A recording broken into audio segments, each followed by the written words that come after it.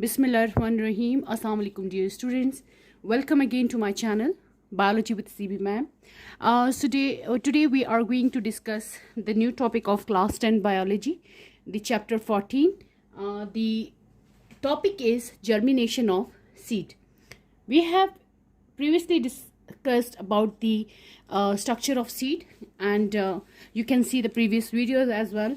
So here we have the germination of seed, how germination of seed take place, how seed become the plant, and how the embryo inside the seed develop into a seedling, right? So let's define the term germination. So germination is basically the embryo development, right? So let me show the model. Here we have construct a little bit model. So this is the model of pea seed, and this is the outer covering, you can say that, the testa of the seed, and inside this is the cotyledon, and this is the embryo, the brown in color, right? So this is the embryo, and this is the radical part. This is the radical part from which the future root will be developed, and this is the plumule part, right, from which the future shoot will be developed, right? Right now it is inside the cell, inside the seed, so it is active. But that is not that much active that develop into a seedling or that develop into a plant. But when this seed gets the suitable condition, like the water, the suitable temperature, the moisture, the oxygen, so this seedling, this embryo will become into a seedling, right? And the outer covering, the testa, will rupture, and the seedling and the embryo become come out and form a seedling, right? So in some cases the embryo remain inactive inside the cell, inside the what we call it, inside the seed, right? So for a longer period of time, so that term is that condition is known as dormancy, right? Here I have shown it. So that is the later on point. So first we have to define the germination of seed. So when this embryo become the seedling, this process is known as germination, right? So in dry form, the embryo become inactive. They are not going to develop into a seedling. But once the seed get the suitable condition, जैसे उसको suitable condition मिल जाती है, like the water, the temperature, the oxygen level, and the nutrients as well, so the seed become the seedling, right? The seed, the embryo inside the seed become the seedling, or we can say that it will develop into the miniature plant, right? So then this is the term dormancy. This is that period in which there is no growth take place in the seed, and the seed remains dormant for years and so many years, right? So जब तक हमारे पास seed को एक proper condition नहीं मिल जाती, तो अगर अनफेवरेबल कंडीशन है, अंडर अनफेवरेबल कंडीशन में अगर सीड है, तो वो एम्ब्रियो उसके अंदर जो है, सीड के अंदर, वो इनएक्टिव रहेगा.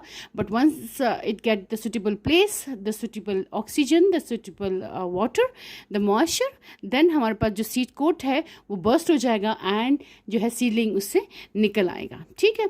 सो let's discuss the process of germination, how the germination take place. First of all, the seed, during the germination, what gonna happen here, the first we soak the seed into the soil, right? And the embryo soak up the water, right? ये जो embryo है वो water को जज़ब कर लेता है, ठीक है, and through the micropyle, ठीक है, जो हमने previous lecture में हमने पढ़ा था. So water की absorption हो जाती है through micropyle, and the seed becomes swell, ठीक है. तो वो सीड स्वेल हो जाता है, एंड देन उसके बाद जो है सीड कोट जो है वो उसकी रप्चरिंग हो जाती है, या सीड जो है वो बस्ट हो जाता है, सीड कोट जो है वो बस्ट हो जाता है, ठीक है. एंड देन उसके बाद हमारे पास क्या है कि ये रूट जो है इमर्जेंस हो जाती है उसकी. इसी तरह जो प्लूम्यूल है वो शूट जो है बनना शुरू हो जाएगा. जो रेडिकल है उससे रूट बनेगी, एंड जो प्लूम्यूल है उससे फ्यूचर का शूट बनेगा, ठीक है. So now next we have the types of germination, right? So we have two basic type of germination, सही है. So on the basis of elongation of the epicotyle and hypocotyle. तो epicotyle हमने आपको पिछले lecture में already हमने बता दिया कि वो point, the point where the new shoot will be developed, ठीक है। तो वो below the point of connection, यानी जहाँ पे ये पॉइंट आपके पास जो न्यू शूट बना रहा है, ठीक है, तो उससे बिलो, ठीक है, उस पॉइंट को हम कहते हैं हाइपोकोटाइल। और जहाँ से शूट डेवलप हो रहा है अबव दैट पॉइंट, तो उसको हम कहेंगे एपिकोटाइल, ठीक है। You can see this in this diagram hair, ये लोअर पार्ट जो है इसको हम कहते हैं हाइपोकोटाइल, ठीक है। एंड ये एपिकोटाइल यानी कॉटिलिडन से ऊपर वाला हिस्सा जो है ना, जहाँ से शूट डेवलप हो रही है, तो उसको हम कहते हैं एपिकोटाइल। और अभी जो स्टार्टिंग पॉइंट है यहाँ कॉटिलिडन से ये नीचे वाला पॉइंट, ठीक है, इस पॉइंट को हम कहते हैं hypocotyl, right? So we have classified the germination into two basic type on the basis of elongation of this hypocotyle and this epicotyle, right? So here we have the two types, apigeal germination and the next one is hypogeal germination. अच्छा, epi mean above and geal word is geo is use for earth, ठीक है। सो एपिजियल यानी इसमें हमारे पास क्या है कि here the main point is that the hypocotyl elongate. यहाँ पे देखिए, ये हमने बीन का सीड ले लिया, ठीक है, बीन है, इसको हमने सुटेबल इन्वायरमेंट प्रोवाइड किया एंड यहाँ से पे ये इसका ये जो पॉइंट है, यहाँ से ये हल्की सी यहाँ से रूट्स डिवेलप हो जाती है, यानी ये रेडिकल इसका पॉइंट है। अब ये जो पॉइंट है, ये जिसको हम प्लूम्यूल कहते हैं, जिसको which I have shown with the green marker, so this point is known as what the hypocotyl region, right? अब क्या है कि जी ये hypocotyl elongate होता है और जैसे जैसे ये elongate होगा तो इस सीड को ये सॉइल से बाहर की तरफ निकालेगा, फोर्सली पुश अप करेगा, ठीक है। सो एपिजियल जर्मिनेशन में आपने जहन में रखना है कि द hypocotyl elongates, ठीक है, and form a hook like structure pulling the cotyledon above the ground। Okay तो ये इस कॉटिलिडन को ऐसे बाहर की तरफ से फोर्सली पुल करेगा, यानी हाइपोकोटाइल खुद जो है इस कॉटिलिडन को ऐसे बाहर की तरफ निकालेगा। So this is known as epigeal germination के हाइपोकोटाइल एलोंगेट हो रहा है, ठीक है, एंड ये इस कॉटिलिडन को सॉइल से बाहर की तरफ निकालेगा। देन यहाँ पे हमारे पास देखें कि जो कॉटिलिडन आपके पास है, यहाँ पे ये स्प्लिट होके इसके आगे से जो है एक नया स्टेम डेवलप होने वाला है, ठीक है। सो यहाँ पे नेक्स्ट डायग्राम में देखें कि ये जो दो कॉटिलिडन है, ठीक है, इसके दरम्यान से ये स्टेम निकल रहा है और जब ये न्यू लीफ डेवलप हो जाता है तो ये आपके पास कॉटिलिडन ड्राई आउट हो जाते हैं, ठीक है, ये ड्राई आउट हो जाएंगे और ये गिर जाते हैं। So this sort of germination is known as apigeal germination, and you can see this type of germination in beans, in cotton and papaya as well, right? Now moving toward the hypocotyl germination. अब hypocotyl में हमारे पास क्या है, यहाँ पे example देखिए, जो P seed है इसमें यहाँ पे ये हमारे पास hypocotyl है, ठीक है, ये पॉइंट है, एंड यहाँ पे देखिए ये जैसे ये यहाँ रेडिकल से रूट्स बन गए, ठीक है, एंड यहाँ से ये जो प्लूम्यूल से शूट है और ये ऊपर की साइड पे एलोंगेट हो रहा है, ठीक है। तो ये इस पॉइंट को हम कहते हैं एपिकोटाइल रीजन, ये ऊपर की साइड पे जो आ रहा है जिससे आगे ये एपी, जहाँ से आगे फ्यूचर में आपको लीव्स भी दिखाई देंगे, तो इसको हम कहते हैं एपिकोटाइल रीजन, राइट। सो यहाँ पे क्या है कि हाइपोजियल जर्मिनेशन में, हाइपो मीन बिलो, तो जितने भी जर्मिनेशन है वो बिलो द ग्राउंड होगा, सॉइल के अंदर होगा, और epigeal germination above the ground mean cotyledon जो है वो सॉइल से बाहर निकल रहा है, सीड जो है बाहर निकल रहा है एंड उसकी जर्मिनेशन वहाँ हो रही है, ठीक है। सो हाइपोजियल जर्मिनेशन में हमारे पास seed remain inside under the soil, ठीक है, और यहाँ पे एपिकोटाइल इलोंगेट हो जाता है, ठीक है, और एपिकोटाइल इलोंगेट होगा और यहाँ पे हाइपोकोटाइल ये नीचे ही रहेगा, ठीक है, ये पॉइंट इसका हाइपोकोटाइल कहलाता है, एंड यहाँ से न्यू रूट्स बनेंगी, ये cotyledon remain under the soil है, ठीक है, और यहाँ से न्यू लीव्स आपके पास डिवेलप हो जाएंगे और नया प्लांट जो है वो आपके पास डिवेलप हो जाएगा। So simply we can say that in the hypocotyl germination, hypogeal germination, the epicotyl basically elongate and form the hooks, ठीक है, and in this type the cotyledon stay under the soil, ठीक है, ये underground हो जाता है, ये underground ही रहता है। So this sort of germination we can see the examples are pea है, maize है, coconut वगैरह है, तो इनमें यहाँ हमारे पास इस टाइप की germination मौजूद होती है, ठीक है। So Okay, Ji. Now moving toward the conditions necessary for the germination of seed, right? So basically seed depends किस पे करता है, हमारे पास both internal and external conditions पे depend करता है. So internal conditions में ज़रूरी है कि live embryo होना चाहिए, dead embryo नहीं हो, ठीक है, and there is sufficient food storage.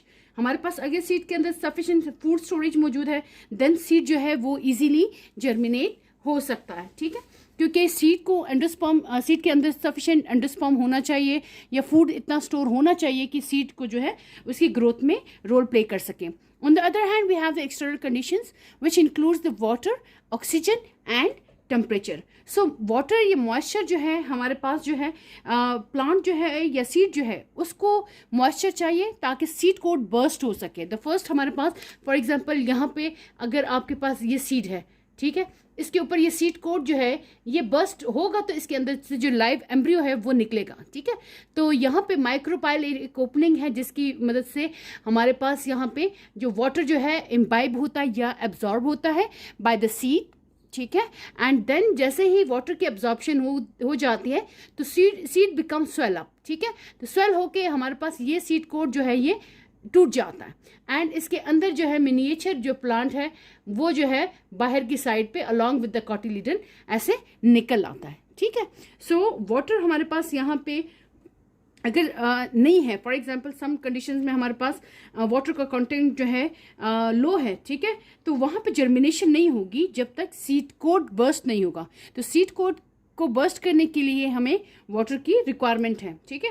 So some plants में हमारे पास क्या है जहाँ पे वाटर लो कंटेंट में है, ठीक है, एंड जर्मिनेशन जो है दे कैन नॉट अकर, ठीक है, germination can not take place. So until seed coat और अदर टिश्यू हैव इम्बाइब्ड या टेकन इन वाटर, ठीक है. सो अब क्या होगा, नेक्स्ट स्टेप क्या है कि जी the absorb water is used in the digestion of food, जो कि स्टोर फूड हमारे पास एंडोस्पर्मिक टिश्यूज में मौजूद है या कॉटिलीडन जो दोनों में, ठीक है. तो उसकी डाइजेशन के लिए हमें वाटर चाहिए ताकि वो फूड डाइजेस्ट होगा, एनर्जी प्रोड्यूस होगी, ठीक है, एंड देन हमारे पास प्लांट जो एम्ब्रियो है उसको न्यूट्रिएंट्स जो है प्रोवाइड होंगे एंड देन प्लांट की ग्रोथ इजीली हो जाती है, ठीक है. एंड द नेक्स्ट क्या है कि हमारे पास जो एपिक एंड हाइपोकोटाइल है इसकी इलोंगेशन के लिए हमें वाटर की रिक्वायरमेंट है, ठीक है. सो अगर ये एपिकोटाइल या हाइपोकोटाइल को वाटर सुटेबल नहीं मिल रहा तो ना तो आपके पास जो है वो प्रॉपर जो है एपीजियल और हाइपोजियल जर्मिनेशन जो प्रॉपर होती है जिसकी वजह से हमारे पास जो कॉटिलीडन है वो सॉइल से बाहर निकलता है या सॉइल के अंदर ही वो ग्रो करता है स्टेम के अंदर, वो प्रोसेस नहीं होगा, ठीक है. तो आपका जो प्लांट है वो डेड हो जाएगा या एम्ब्रियो जो है वो डेड हो जाता है, ठीक है. उसके बाद नेक्स्ट हमारे पास जो इम्पोर्टेंट कंडीशन है वो है जी ऑक्सीजन, ठीक है. सो ऑक्सीजन जो है is very essential for the respiration purpose, ठीक है. So respiration take place in the cell of the embryo. So as you know that के एम्ब्रियो के हमारे पास सीड के अंदर स्टोर फूड है तो उसकी डाइजेशन के लिए हमारे पास ऑक्सीजन का होना ज़रूरी है, ठीक है. तो ऑक्सीजन होगी तो हमारे पास एनर्जी प्रोड्यूस होती है, ठीक है, और वो एनर्जी यूटिलाइज होगी प्लांट की ग्रोथ के लिए. Okay, now next the another important factor which is necessary for the germination purpose, so that is the temperature. So temperature जो है हमारे पास seeds जो है they differ greatly in their temperature requirement, right? So different seeds को different requires होता है temperature. So majorly optimum temperature जो है for the germination of seed of most plants ranges from 25 to 30 degree centigrade. इस range में temperature होगा तो आपके पास जो मेजरली जितने भी सीड्स हैं वो ग्रो कर लेते हैं, ठीक है. So this were about the condition for the germination. So once again इसको दोबारा से देख लेते हैं कि कंडीशन दो तरह की हमारे पास होनी चाहिए सुटेबल हों सीड की जर्मिनेशन के लिए. The first one is the external, another one is the internal. तो इंटरनल कंडीशन पहले होगी अगर लाइवली है तो देन आपके पास एक्सटर्नल कंडीशन की मौजूदगी में प्लांट ग्रो कर सकता है या कह सकते हैं सीड या एम्ब्रियो ग्रो कर सकता है, ठीक है. तो इंटरनल जो कंडीशन है उसमें लाइव एम्ब्रियो का होना ज़रूरी है, स्टोर जो फूड है उसका होना ज़रूरी है. While on the other hand the external condition includes the water, the oxygen and the temperature. Hope you understand the whole topic, right? So kindly subscribe the channel and share with your friends. And do comments कि कहाँ पे कोई point अगर आपको समझ नहीं आ रहा है, so I will explain over there, right? Thank you so much for watching. Allah हाफिज़.